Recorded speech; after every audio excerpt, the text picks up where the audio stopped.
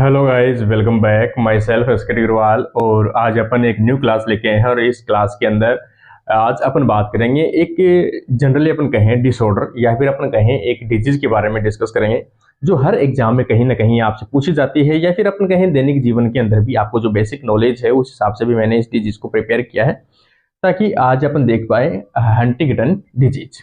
तो हंटिंगटन जो डिजीज है या फिर अपन कहें सिंड्रोम है, इसके बारे में जो जो इम्पोर्टेंट जो फैक्ट हैं वो सभी आज अपन वन बाय वन देखेंगे और इसमें जितने भी फैक्ट बनते हैं कहीं ना कहीं एग्जाम में आपके इंपॉर्टेंट रहते हैं।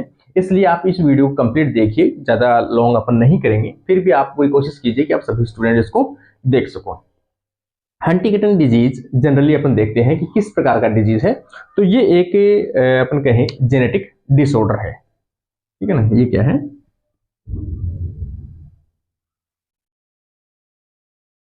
जेनेटिक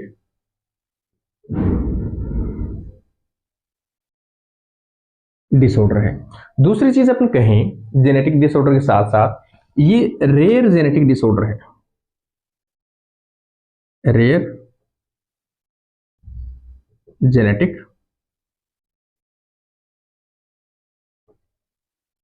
डिसऑर्डर है, ठीक है। दूसरी चीज अपन बात करें कि ये प्रोग्रेसिव प्रकार का है। प्रोग्रेसिव मतलब धीरे धीरे धीरे धीरे उम्र के साथ में होने वाली एक डिजीज है। प्रोग्रेसिव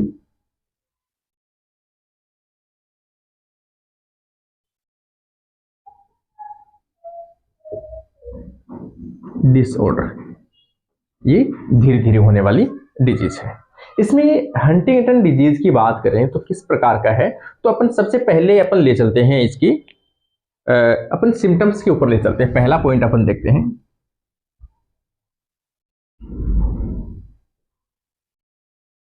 सिम्टम्स या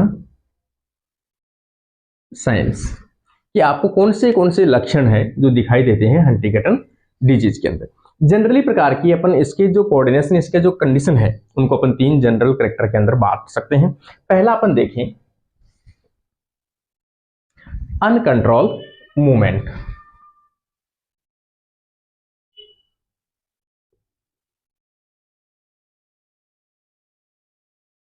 uncontrol movement of body part,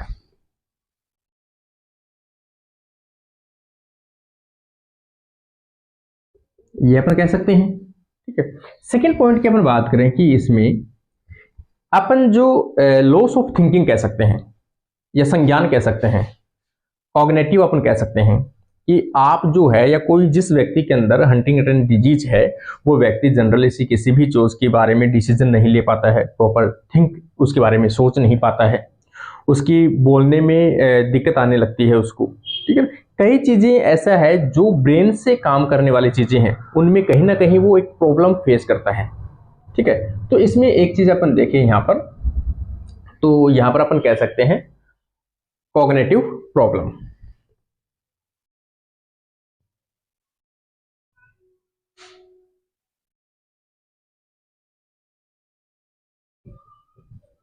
cognitive problem या इम्पेयर्स, ठीक है। सेकंड थर्ड अपन देखें इसमें साइकेट्रिक प्रॉब्लम।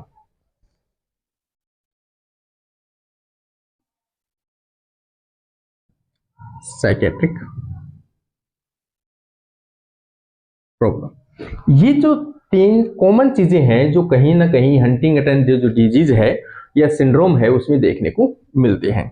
सबसे पहला अपन देखें कि जो अनकंट्रोल मूवमेंट है, ये सबसे बड़ी इसकी सिम्टम, जनरल सिम्टम्स अपन कहें कि इसमें जो व्यक्ति इस रोग से ग्रसित है उस व्यक्ति के बॉडी पार्ट जो है अनकंट्रोल होते हैं, ठीक है ना। इनवॉलेंट्री मूवमेंट,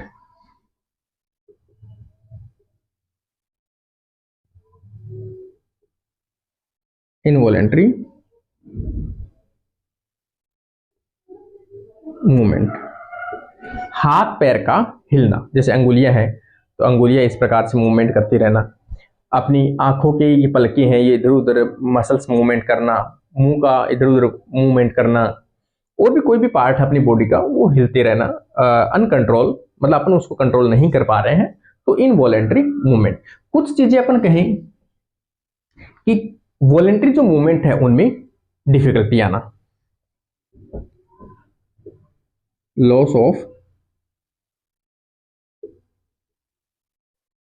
वॉलेंट्री मूवमेंट,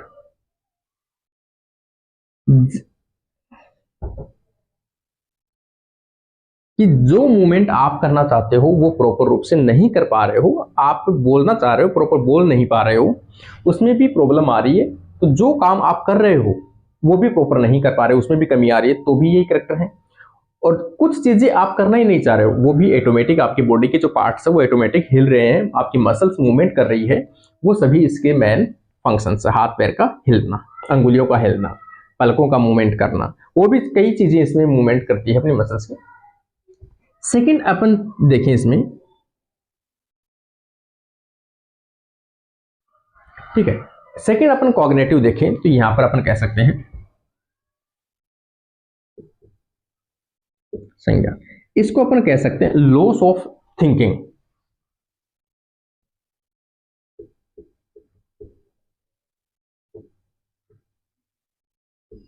और मेक डिसीजन।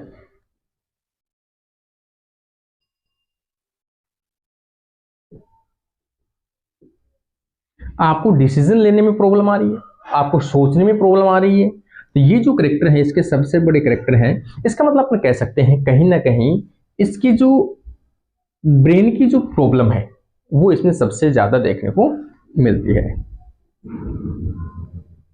ब्रेन कोऑर्डिनेशन, आपकी जो बॉडी के अंदर सभी न्यूरॉन्स के द्वारा आपकी बॉडी को एक बैलेंस किया जाता है, उसको मेंटेन किया जाता है, कोऑर्डिनेशन किया जाता है, तो वहां पर लॉस ऑफ कोऑर्डिनेशन यहां पर अपन कह सकते हैं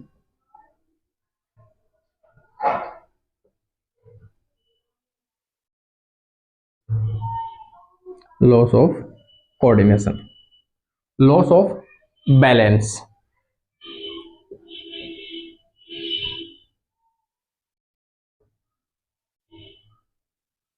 ये प्रॉब्लम आना। ये इसमें एक चीज इसमें भी आ जाएगी कि आप किसी प्रकार का डिसीजन लेना, किसी प्रकार से अचानक, मतलब ये कह सकते हो आप प्रॉपर बोल नहीं पाते हो, difficulties problem in speech,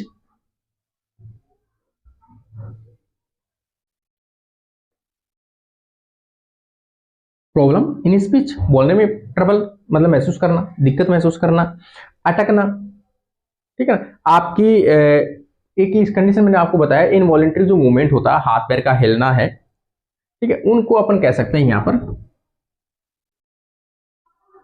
Korea condition.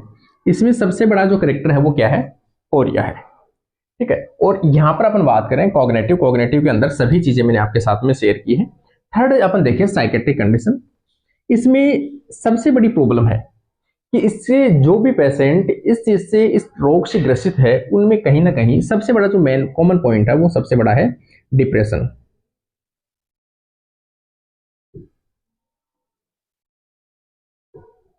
Depression सबसे बड़ी प्रॉब्लम है।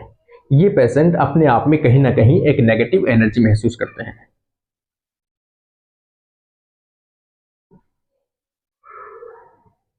हर चीज के प्रति नेगेटिव, अपनी लाइफ के प्रति ले लो, अपने फ्यूचर के प्रति ले लो, अपने टारगेट के प्रति ले लो, हर चीज में कहीं ना कहीं नेगेटिव रहना पसंद करते हैं। इसलिए ये कैसे होते हैं, सोशल जो लाइफ है, समाज से क्या रहते हैं, दूरी बना के रखते हैं, अनसोशल,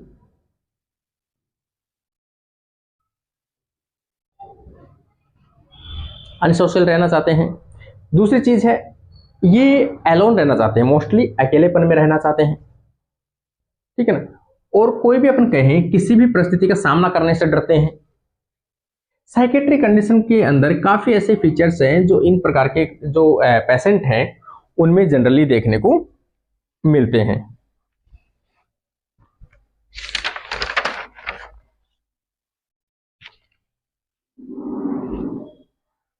ठीक है, दूसरी चीज अपन देखें कि यहां पर इनमें क्या महसूस होता है, इनको लॉस ऑफ एनर्जी महसूस होता है, लॉस ऑफ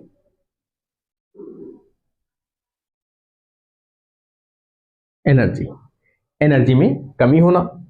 दूसरी चीज है, इनके माइंड में कुछ इस प्रकार के ख्याल आते हैं, लाइक एज डेथ, डेथ या फिर सुसाइड के, सुसाइड की या फिर डेथ की ये क्या करते हैं, फील करते हैं। सुसाइड के क्या करते हैं, ये फील करते हैं कि हमेशा इनको कहीं ना कहीं खतरा सा महसूस होता रहता है। तो ये इसके सिम्टम्स जो मेन मेन चीजें हैं वो मैंने आपके साथ में शेयर किए हैं। आगे अपन देखें इसी को आगे बढ़ाते हुए कि इसका कारण क्या है। ठीक है, ये सभी चीजें आपके समझ में आ गई होंगी। अब अपन चलते हैं इसका कारण क्या है।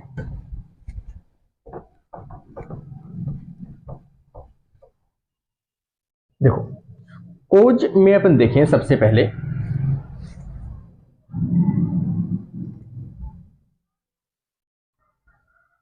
कोज क्या कारण है। ठीक है, इसका सबसे बड़ा कारण है कि ब्रेन के अंदर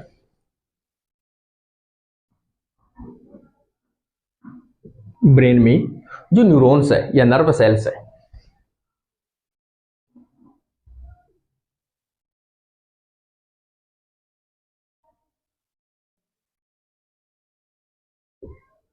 नर्व सेल्स का डीजनरेशन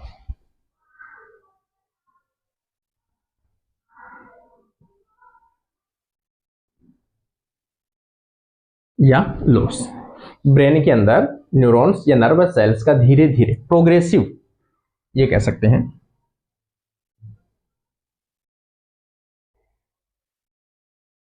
ये लाइन सबसे बेस्ट है। ठीक है ना, कोज क्या है, ब्रेन में न्यूरॉन्स या नर्वस सिस्टम का प्रोग्रेसिव डीजनरेशन होना ही क्या है, हंटिंगटन डिजीज को कोज करता है।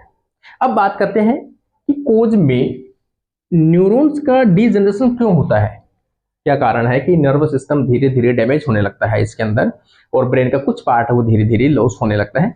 सबसे बड़ा इसका जो कारण है वो है मेन कोज। सबसे बड़ा जो कारण है वो क्या है कि इसमें एक जीन रेस्पॉन्सिबल होता है,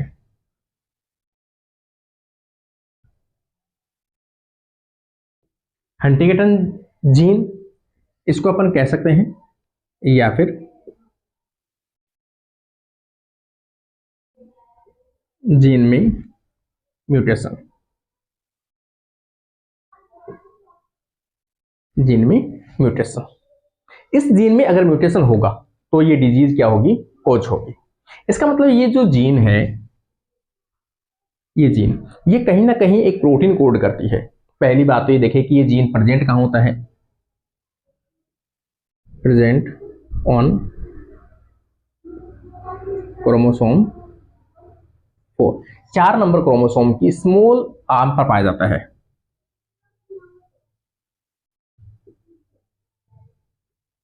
या फिर अपन इसे ऐसे भी कह सकते हैं, P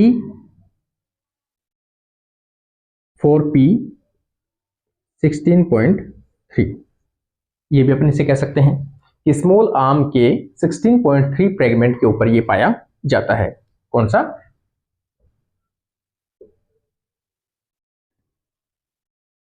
हंटिंगटन जीन पाया जाता है। दूसरी चीज, ये जो जीन है वो एक्सप्रेस होता है तो कौन सी प्रोटीन कोड करता है,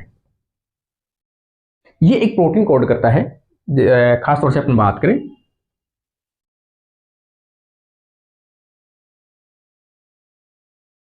हंटिंगटिन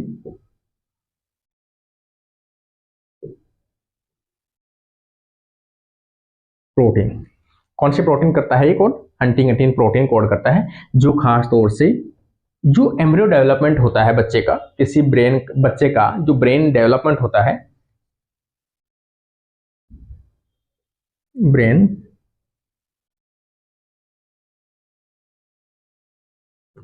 डेवलपमेंट में हेल्प करता है, ब्रेन डेवलपमेंट में। तो अब अपन देखते हैं कि इसमें इसका जो कोज है, उस कोज के अंदर इनहेरिटेंस जीन कैसे रेस्पॉन्सिबल है, या कौन से क्रोमोसोम के ऊपर इनके जीन पाए जाते हैं, कैसे कैसे ये आगे स्प्रेड होती है। तो यहाँ पर अपन देखें सबसे पहले कि कौन से जीन कौन से क्रोमोसोम पे पाया जाता है, क्रोमोसोम नंबर 4 के ऊपर ये जीन जो है वो पाए जाते हैं, जिसे अपन THS जीन के नाम से भी जानते हैं। ठीक है, आगे अपन देखें, इसमें इस प्रकार का जो डीएनए है वो यहाँ से मैंने इसको जूम करके यहाँ पे लिया है। इसमें एक फ्रेगमेंट जो दिखाया मैंने यहाँ पर, जो कैसा है, हंटिंगटन डिजीज का एक जीन है। इस जीन में एक छोटा सा पार्ट मैंने बनाया है जो कैसा है, रिपीटेशन है। किस न्यूक्लियोटाइड का, ट्राई न्यूक्लियोटाइड का, CAG का क्या है, ये रिपीटेशन इसमें देखने को मिलता है। तो यहाँ पर मैंने इसी को आगे बढ़ाया है कि कुछ नॉर्मल न्यूक्लियोटाइड्स भी हैं, ठीक है, नॉर्मल कोडॉन्स भी हैं, जबकि कुछ ऐसे हैं जिनके अंदर कुछ रिपीटेशन देखने को मिलते हैं, CAG। तो इस जीन में हमेशा ये जो जीन है, ये कौन सा जीन है, हंटिंगटन डिजीज का जीन है। इसमें कुछ न्यूक्लियोटाइड्स कैसे होते हैं, रिपीट्स होते हैं, इस प्रकार से CAG रिपीट्स पाए जाते हैं। ये CAG के रिपीट्स, नॉर्मल रिपीट्स कितने होते हैं, लेस देन 35 से हमेशा कम होने चाहिए, तब तो नॉर्मल है। अगर ये 35 से अधिक देखने को मिलते हैं, ठीक है, 35 से अधिक अगर बढ़ने लगे, जैसे अपन बात कहें कि ये जो रिपीटेशन है यहां पर बढ़ने लगे, इंक्रीज CAG की रिपीटेशन अगर बढ़ने लगती है, इस प्रकार से मैंने आपको बताया यहां पर कुछ बढ़ने लगती है, तो धीरे धीरे रिपीट्स बढ़ने लगते हैं। रिपीट्स बढ़ेगी तो सीधी बात एमिनो एसिड्स की संख्या भी बढ़ेगी, नॉर्मल प्रोटीन से प्रोटीन भी बड़ी बनेगी। तो यहाँ पर अपन देखें कि ये कुछ mRNA इस प्रकार से है, और जो CAG है वो किसको कोड करता है, ग्लूटामाइन एमिनो एसिड्स को कोड करता है। ये सभी एमिनो एसिड्स किसको कोड करते हैं, ग्लूटामाइन को कोड करते हैं। इनसे बनने वाली जो प्रोटीन है, इस प्रकार से प्रोटीन बनेगी जिसमें सबसे ज्यादा क्या होंगे, ग्लूटामाइन्स होंगे, क्योंकि जितने ज्यादा ट्राई न्यूक्लियोटाइड CAG का रिपीटेशन होगा उतने ही ज्यादा ग्लूटामाइन्स की संख्या भी बढ़ती जाएगी। अब इनसे बनने वाली जो प्रोटीन्स है वो कौन सी है, हंटिंगटिन प्रोटीन होती है। हंटिंगटिन प्रोटीन जो होती है नॉर्मल प्रोटीन से बड़ी होती है। क्यों होती है, क्योंकि यहाँ पर रिपीटेशन इसमें बढ़ने लगे। अगर ये नॉर्मल होगी तो नॉर्मल होगी, लेकिन जैसे रिपीटेशन की संख्या बढ़ने लगती है तो हंटिंगटिन की जो प्रोटीन है उसकी लेंथ है वो नॉर्मल प्रोटीन से अधिक होगी। अगर अधिक होगी तो अपन कहें कि नॉर्मल में तो ये रिपीट एमिनो एसिड्स कितने होंगे, ग्लूटामाइन्स के 35 से कम होने चाहिए, 35 के आसपास होने चाहिए। लेकिन अगर डिजीज जो बिलोंग करती है हंटिंगटिन किसी पर्सन में है, तो उसमें ये प्रोटीन की जो लेंथ है वो क्या होगी, ज्यादा होगी। तो यहाँ पर अपन देखें कि अगर हंटिंगटिन डिजीज रखने वाला कोई पेशेंट है तो उसके अंदर 35 से अधिक इसमें ग्लूटामाइन्स के एमिनो एसिड्स देखने को मिलते हैं। ये प्रोटीन्स बड़ी होने के कारण से धीरे धीरे फ्रेगमेंट्स में टूटना स्टार्ट हो जाती है, और ये सभी फ्रेगमेंट्स एक टॉक्सिक फ्रेगमेंट्स के रूप में वर्क करते हैं। ये सभी फ्रेगमेंट्स आपस में मिलकर एक्यूमुलेट होने लगते हैं, इकट्ठे होने लगते हैं। पहले मोनोमर्स हैं, मोनोमर्स बना लेंगे ओलिगोमर्स, ओलिगोमर्स बना लेंगे फाइब्रिल्स। ये फाइब्रिल्स धीरे धीरे न्यूरॉन्स और नर्वस सेल्स है उनमें डिपॉजिट होने लगते हैं। डिपॉजिट होने लगते हैं तो ब्रेन के जो न्यूरॉन्स है वो धीरे धीरे फंक्शन करना अपन कहीं कम कर देंगे। तो जिसके कारण से न्यूरॉन्स एक दूसरे को कोऑर्डिनेट नहीं कर पाते हैं, एक दूसरे को सिग्नल्स नहीं दे पाते हैं, जिसके कारण से उसका ब्रेन का जो पार्ट है वो पूरी बॉडी को प्रॉपर रूप से कंट्रोल नहीं कर पाता है। उसी को अपन क्या कहते हैं, हंटिंगटन डिजीज का करेक्टर कहते हैं, ठीक है ना। इसमें इनवॉलेंट्री जो मूवमेंट्स है वो देखने को मिलते हैं। इस डिजीज को, इसको अभी अपन क्या कहते हैं, कोरिया कहते हैं। इसके कारण से ये सभी इस रिपीटेशन के कारण से कुछ इस प्रकार के रिजल्ट है वो देखने को मिलते हैं। अब आगे अपन देखते हैं इसका इनहेरिटेंस की, इनहेरिटेंस कैसे फैलता है इसमें। तो यहाँ पर अपन देखें कि पहली बात तो डिजीज कैसी है, ऑटोसोमल डोमिनेंट डिसऑर्डर है ये, ठीक है, ऑटोसोमल डोमिनेंट डिसऑर्डर है। इसमें एक जीन के दो एलील, कहीं ना कहीं अपन सभी जानते हैं कि अल्टरनेटिव दो एलील होते हैं। इसमें अगर एक एलील भी अगर एक पीढ़ी से दूसरी पीढ़ी में आता है तो वो डिजीज है वो कोज करने में सक्षम है, इसलिए कैसा है, ये डोमिनेंट है। इसमें अल्टर्ड या म्यूटेटेड जीन की a single copy of single gene, या फिर अपन कहें सिंगल कॉपी ऑफ जीन, इसको ऐसे कहें अपन